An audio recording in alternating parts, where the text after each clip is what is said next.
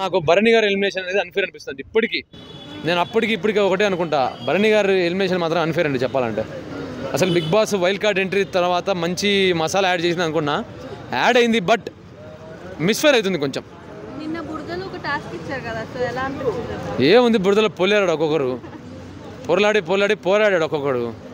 So ఇక్కడ ఏంటంటే big boss అనేది సీజన్ 9 ఫస్ట్లో నార్మల్గా కనిపించినా మళ్ళీ ఊపెక్కడము, మళ్ళీ డౌన్ అనమంటే మళ్ళీ మనకి వైల్డ్ కార్డ్ ఎంట్రీ ద్వారా వాళ్ళు రావడము. సో ఇదంతా బాగానే ఉంది, కానీ భరణి గారి ఎలిమినేషన్ దగ్గర నాకు ఎందుకో కొంచెం అన్ఫేర్ అనిపించిందండి.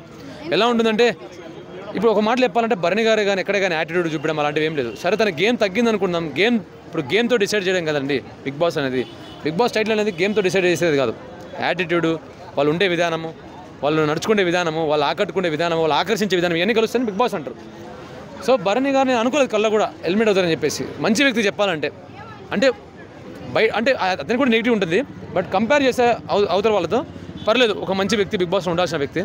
సో మరి ఏమో మళ్ళీ ఆయన వైల్డ్ కార్డ్ ఎంట్రీ ద్వారా మళ్ళీ తీసుకొస్తారంట, తీసుకొస్తే బెటరే. భరణి గారి ఎలిమినేషన్ అనేది బిగ్ బాస్ చేయలేదు, ఇక్కడ చెప్పాలంటే ఇమాన్యుయల్ చేశాడు. ఇమాన్యుయల్ భరణిని తనుజాని టార్గెట్ చేశాడు అనుకోవచ్చా? ఇప్పుడు ఇమాన్యుయల్ ఇప్పుడు ఒకటి చెప్తాడండి, ఈ బిగ్ బాస్ మీరు ఏమని అనుకోండి, ఒక మాట చెప్తా, వీళ్ళ ముగ్గురే ఖచ్చితంగా టైటిల్ కంటెండర్లు, వీళ్ళ ముగ్గురే ఉంటారు లాస్ట్ వరకు. ఒకటి తనుజ, సుమన్ శెట్టి, ఇమాన్యుయల్, వీళ్ళ ముగ్గురు మినహాయించి మా అయితే కళ్యాణ్ ఏమైనా వస్తాడేమో తెలియదు, కానీ వీళ్ళ ముగ్గురే ఉంటారు. టైటిల్ కూడా వీళ్ళ ముగ్గురు మధ్యలో ఉంటుంది ఖచ్చితంగా, పోరు.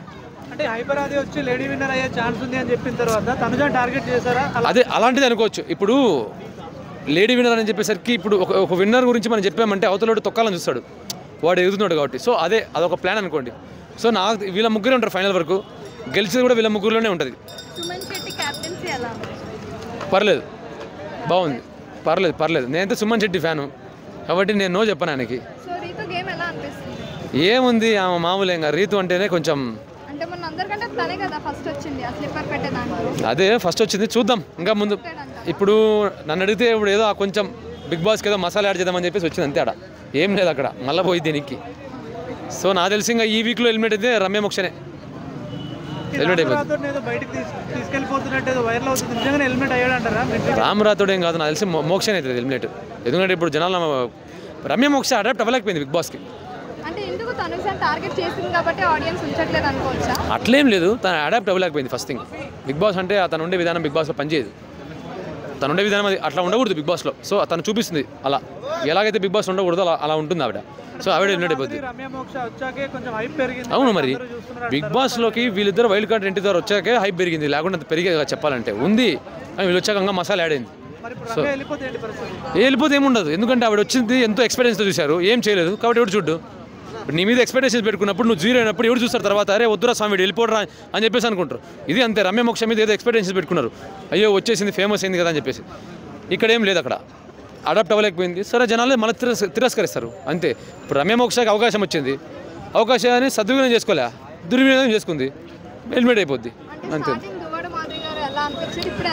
మారింది కదా, స్టార్టింగ్లో ఒక ఫైర్లో వచ్చింది, ముట్టుకుంటే షాక్ అన్నట్టు వచ్చింది, ఇప్పుడు తగ్గింది, కలుపుకుంటూ పోవడం తెలుసుకుంది ఆవిడ. బిగ్ బాస్లో ఇలా ఉంటే అవ్వదని చెప్పేసి అదొక ప్లాన్ వేసుకుంటూ తనుజ గారి దగ్గర అవ్వడం ఇలాంటివి చేస్తుంది.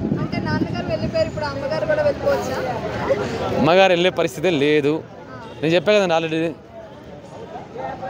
సారీ, తనుజ గారు వెళ్ళిపోయే పరిస్థితి లేదు, దివ్యల మాధవ్ గారు వెళ్ళిపోవచ్చు. తనుజ గారు చచ్చినా వెళ్ళారు ఎక్కడికి, టైటిల్ కంటెండర్ కాబట్టి లాస్ట్ వరకు ఉంటారు. చివరి రక్త పుట్టిన వరకు పోరాడతారు తనుజ, సుమన్ శెట్టి, ఇమాన్యుయల్ ఏమో. కానీ ఏమన్నా కమెడీని చేయకూడదని ఏదైనా ఒక ఆచారం ఉంటుంది కదా, మనతో సాంప్రదాయం ఏదైనా ఉంటే అది పక్కన పెట్టేసి వీళ్ళిద్దరికి ఇవ్వచ్చు.